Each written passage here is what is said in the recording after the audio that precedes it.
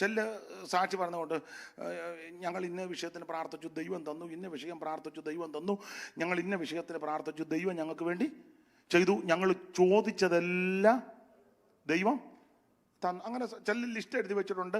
കിട്ടുന്നതിന് ടിക്ക് ചെയ്യാറുണ്ട്.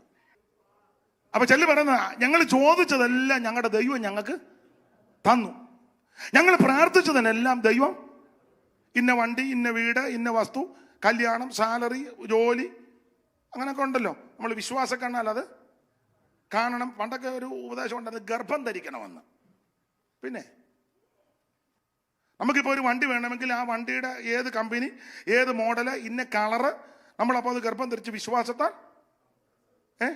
പ്രാർത്ഥിക്കണം. 10 മാസം, 10ആണല്ലോ കണക്ക്, 10ആണോ കണക്ക്, 10 എങ്കിലും പഴയ കണക്ക് പറയാം. 9 മാസം 9 ദിവസം 9 നാഴികയോ 9 വിനാഴിക, പഴയ കണക്ക്. നിങ്ങൾ സയൻസ് ഒക്കെ പഠിച്ചിരിക്കുകയല്ലേ, പറയാമേ. 7 ദിവസമുള്ളു. എന്നാൽ 2 കുറച്ച് 2 ആയിക്കോട്ടെ. ഇനി ഞാൻ പറയുമ്പോൾ 7 ദിവസം പറയാം. അപ്പൊ എന്തായാലും കൊള്ളാം. ഇങ്ങനെയല്ലയോ വിശ്വാസം പഠിപ്പിക്കുക. ഞാൻ എതിർക്കുകയല്ല. അങ്ങനെ പ്രാർത്ഥിച്ച് മേടിച്ചവരും ഉണ്ട്. പക്ഷേ ഞങ്ങൾ വീടിന്റെ മോഡൽ 1 രൂപ പോലും ഞങ്ങളുടെ കയ്യിൽ ഇല്ലായിരുന്നു. ഞങ്ങളെ മോഡൽ വരച്ചു, ഞാനും ലില്ലിക്കുട്ടിയും കൂടി ഇങ്ങനെ എന്ന് പറഞ്ഞ് പ്രാർത്ഥിച്ചു. ഞാൻ എതിർക്കല്ല, കിട്ടി.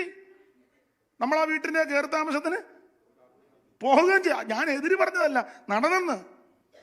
വണ്ടി, ജോലി, സാലറി, കല്യാണം, അതൊക്കെ സമ്മതിച്ചു. ഞാൻ എതിർക്കുകയല്ല.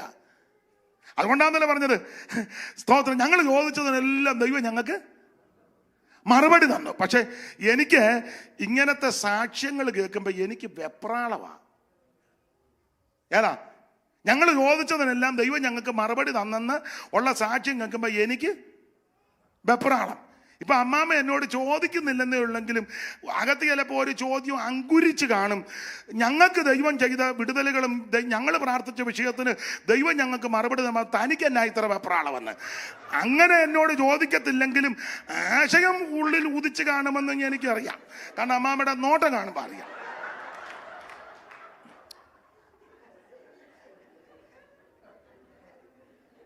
ഞങ്ങൾ പ്രാർത്ഥിച്ച വിഷയത്തിന് ഞങ്ങളുടെ ദൈവം മറുപടി തരുമ്പോ തനിക്ക് എന്നാ ഇത്ര വെപ്രാളം? അല്ല, അമ്മാമ്മ തന്നെയല്ലേ നിങ്ങൾക്കും ചോദ്യം വന്നിട്ടുണ്ട്. എന്തിനാ അമ്മാമ്മയെ തന്നെ പറയാനെ?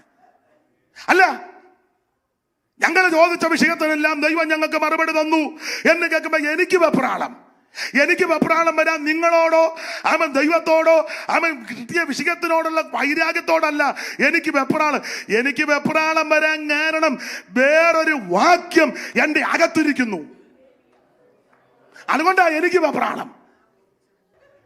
അപ്പൊ ഞങ്ങൾ പ്രാർത്ഥിച്ചതിനെല്ലാം, ഞങ്ങൾ ചോദിച്ചതിനെല്ലാം ഞങ്ങളുടെ ദൈവം ഞങ്ങൾക്ക് മറുപടി തന്നെന്ന് പറയുമ്പോൾ എനിക്ക് വെപ്രാളം വരുന്നത് നിങ്ങൾക്ക് മറുപടി കിട്ടിയത് കൊണ്ടോ ദൈവം നിങ്ങൾക്ക് തന്നതിന് എതിരുള്ളത് കൊണ്ടോ കിട്ടിയതിന് വൈരാഗ്യമുള്ളത് കൊണ്ടല്ല, വേറൊരു വാക്യം എൻ്റെ അകത്തിരിക്കുന്നു.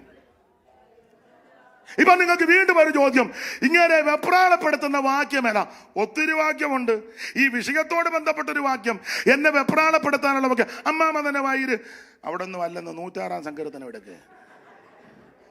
പിന്നെ 106-ന്റെ 15 അമ്മാമ ഉറക്കെ വായിക്കണം. ബാക്കി എല്ലാവരും എന്നെ നോക്കിക്കേ. 106-ന്റെ 15 ഉറക്കെ വായിച്ചേ. അവർ അപേക്ഷിച്ചത് അവൻ അവർക്ക് കൊടുത്തു. നിർത്തണേ, ഇപ്പൊ വായിക്കരുത്, ഞാൻ പറഞ്ഞിട്ട് ഇനി വായിക്കാവുള്ളൂ. ഒന്നുകൂടെ വായിച്ചത്. അവർ അപേക്ഷിച്ചത് അവൻ അവർക്ക് കൊടുത്തു. നിർത്തിക്കേ, ഇങ്ങോട്ട് നോക്കിക്കേ.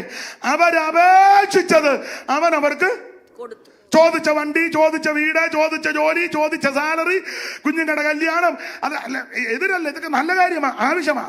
അവരപേക്ഷിച്ചത് അവൻ അവർക്ക് കൊടുത്തു. അടുത്ത വാക്യമായിര്. എങ്കിലും അവരുടെ പ്രാണന് ക്ഷയം അയച്ചു. അതാ എനിക്ക് വെപ്രാളം. എനിക്കതാ വെപ്രാളം. ആദ്യത്തെ വാക്യം കേൾക്കുമ്പോൾ നമുക്ക് സ്തോത്രം ചെയ്യാൻ തോന്നും, ചെയ്തോ. പക്ഷെ 2ാമത്തെ വാക്യത്തിന് സ്തോത്രം ചെയ്യണം. അവരപേക്ഷിച്ചത് അവൻ അവർക്ക് കൊടുത്തു. ദൈവം ചെയ്തെന്ന്, ദൈവം വിടിവിച്ചെന്ന്, ദൈവം നടത്തിയെന്ന്, ദൈവം ചെയ്തെന്ന്. പക്ഷെ അടുത്ത വാക്യം ഒരു 3 വരെ അണ്ടർലൈൻ ചെയ്തോ. എങ്കിലും അവരുടെ പ്രാണന് ക്ഷയമയച്ചു.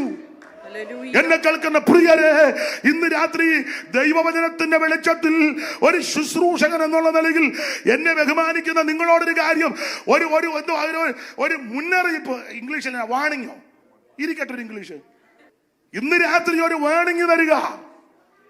സ്തോത്രം. വാക്യം ശ്രദ്ധിച്ചോ? അവരപേക്ഷിച്ചത് അവൻ അവർക്ക് കൊടുത്തു. ദൈവം കൊടുത്തതാ. പക്ഷെ അടുത്ത വാക്യം കണ്ടോ? എങ്കിലും അവരുടെ പ്രാണന്.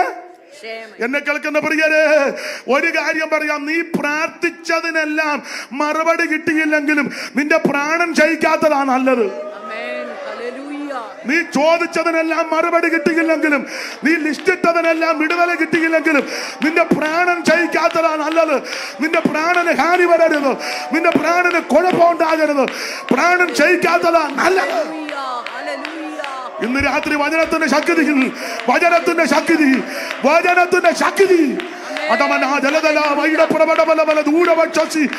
ഒരു പ്രാണനും ദോഷമുണ്ടാകരുത്. നമ്മുടെ ആത്മാവും പ്രാണനും ദേഹവും അശേഷം നമ്മുടെ കർത്താവാകുന്ന യേശുക്രിസ്തുവിന്റെ പ്രത്യക്ഷതയിൽ അനീതമായി വെളിപ്പെടുമെന്ന് കാക്കപ്പെടുമാറാകട്ടെ.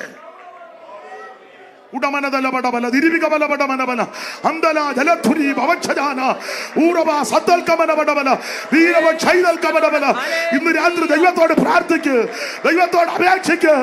പ്രാണന് ജയമുള്ളതൊന്നും വേണ്ട. വചനത്തിന്റെ ശക്തി, അതിവേഗത്തിലോടുന്ന ദൈവത്തിന്റെ വചനം, അല്പബുദ്ധിയെ ജ്ഞാനിയാക്കുന്ന ദൈവത്തിന്റെ വചനം, ഉലയിലിരിക്ക് ശുദ്ധി ചെയ്ത ദൈവത്തിന്റെ വചനം, നിർമ്മല വചനം,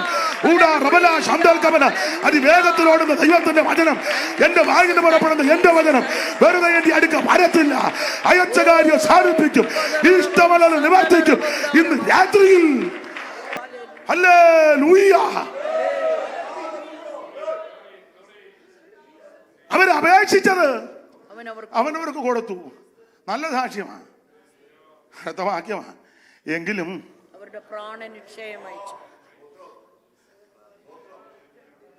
കൽപ്പനയല്ല, അപേക്ഷയാ. ഒക്കുന്നെങ്കിൽ ഞാനങ്ങനെ ചെയ്യും. ഒക്കുന്നെങ്കിൽ ഇനിയും പ്രാർത്ഥിക്കുമ്പം വേണേ ഇങ്ങനൊന്ന് പ്രാർത്ഥിച്ച്, കർത്താവേ എൻ്റെ പ്രാണന് ക്ഷയം ഉണ്ടാക്കുന്നൊന്നും എനിക്ക് വേണ്ട.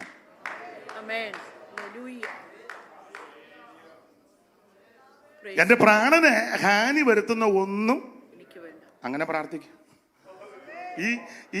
ഈ ആഴ്ചത്തെ ഉപവാസ പ്രാർത്ഥന, ഈ എല്ലാ സഭയും കൊണ്ടുള്ള യോഗത്തിന് ആരെങ്കിലും ഒരു തീരുമാനമെടുത്താൽ സ്വർഗം സന്തോഷിക്കുക. പ്രാർത്ഥിക്ക്, ദൈവത്തോട് പ്രാർത്ഥിക്കുക. വേണേ ഞാൻ എൻ്റെ അഭിപ്രായത്തിൽ എന്ന് പറയാം, എൻ്റെ ആശയത്തില. വേണേ ഇങ്ങനോടൊന്ന് പ്രാർത്ഥിച്ച, കർത്താവേ എൻ്റെയും എൻ്റെ കുടുംബത്തിൻ്റെയും എൻ്റെ കുഞ്ഞുങ്ങളുടെയും പ്രാണന് ഹാനി വരുത്തുന്നൊന്നും ഞങ്ങൾക്ക് വേണ്ട. അല്ല, ഞാൻ ആദരണീയ കർത്തദാസന്മാരോട് പറയാ, എന്നെയും കൂടെ പ്രതിയാക്കിയ വേണേ പ്രാർത്ഥിക്ക്, കർത്താവേ ശുശ്രൂഷയ്ക്ക് ഭംഗം ഉണ്ടാക്കുന്ന ഒന്നും വേണ്ട. അവിടുന്ന് എൻ്റെ മേൽ പകർന്ന അഭിഷേകത്തിനും, അവിടുന്ന് എൻ്റെ മേൽ പകർന്ന കൃപാവരങ്ങൾക്കും, അവിടുന്ന് എൻ്റെ മേൽ പകർന്ന ആത്മപകർച്ചയ്ക്കും ഹാനി വരുത്തുന്ന, തടസ്സമുണ്ടാക്കുന്ന, ഭംഗമുണ്ടാക്കുന്ന ഒന്നും എനിക്ക് വേണ്ട. ഇന്ന് രാത്രി തീരുമാനത്തോടെ കടന്നു പോകും. ഈ രാത്രിക്ക് തീരുമാനത്തോടെ കടന്നു പോകും. ദൈവം നിന്നെ അനുഗ്രഹിക്കും. നിന്റെ സന്തതിക്ക് ദോഷം വരികയില്ല. നിന്റെ തലമുറ അലപ്പറിക്കാൻ ദൈവം അനുവദിക്കത്തില്ല. ദൈവം നിന്നെ ഉയർത്തും. ദൈവം നിന്നെ സഹായിക്കും. ഇന്ന് രാത്രി ഒരു തീരുമാനമെടുക്ക്. എന്റെ ദൈവമേ, എന്റെ പ്രാണന് ഭംഗമുണ്ടാക്കുന്ന, എന്റെ ശുശ്രൂഷയ്ക്ക് ഭംഗമുണ്ടാക്കുന്ന, ആത്മികത്തിന് ഭംഗമുണ്ടാക്കുന്ന, ആരാധനയ്ക്ക് തടസ്സമുണ്ടാക്കുന്ന, വചനധ്യാനത്തിന് തടസ്സമുണ്ടാക്കുന്ന, ഉപവാസത്തിന് ഭംഗമുണ്ടാക്കുന്ന, ദൈവകൃപയ്ക്ക് തടസ്സമുണ്ടാക്കുന്ന ഒന്നും എനിക്ക് വേണ്ട. Praise the Lord. പ്രാണന് ഹാനി വരുത്തുന്നൊന്നും വേണ്ടാൻ തീരുമാനിക്കും. ശുശ്രൂഷയ്ക്ക് ഭംഗമുണ്ടാക്കുന്നൊന്നും നമുക്ക് വേണ്ട. ദൈവം നമ്മുടെ മേൽ പകർന്ന പകർച്ച, ആത്മപകർച്ചയ്ക്കും കൃപാവരങ്ങൾക്കും മങ്ങൽ വരുത്തുന്ന, ഭംഗം വരുത്തുന്ന ഒന്നും വേണ്ട. അതെന്തു ആയിക്കോട്ടെ. ലോകപ്രകാരം അത് വലിയ വിലയായിരിക്കും. ലോകക്കാരതിന് വലിയ സ്ഥാനവും മാനവും കൊടുക്കും. നമുക്കത് വിഷയമല്ല. അമേരിക്കയിലുള്ളവർ ചിലപ്പോൾ അതിനായിരിക്കും വലിയ വില, അല്ലെ കേരളത്തിലുള്ളവർക്ക് ചിലപ്പോൾ അതിനായിരിക്കും വില. ലോകത്തിന്റെ വിവിധ രാജ്യങ്ങളിൽ പാർക്കുന്നവർ അതിനാ വലിയ പ്രാധാന്യം കൊടുക്കും. പക്ഷെ നമുക്കത് വേണ്ട. ശുശ്രൂഷയ്ക്ക് ഭംഗം ഉണ്ടാക്കുന്നത് വേണ്ട, കൃപാവരത്തിന് ഹാനി വരുത്തുന്നത് വേണ്ട. Praise the Lord. ആത്മികത്തിന് കേട് വരുത്തുന്ന ഒന്നും വേണ്ടെന്ന്. ദൈവത്തിന് മഹത്വം, ദൈവത്തിന് മഹത്വം. ഇന്ന് രാത്രി ആര് തീരുമാനമെടുക്കും? ദൈവം അനുഗ്രഹിക്കും. ദൈവത്തിന് മഹത്വം ഉണ്ടാകട്ടെ. ദൈവത്തിന് സ്തോത്രം.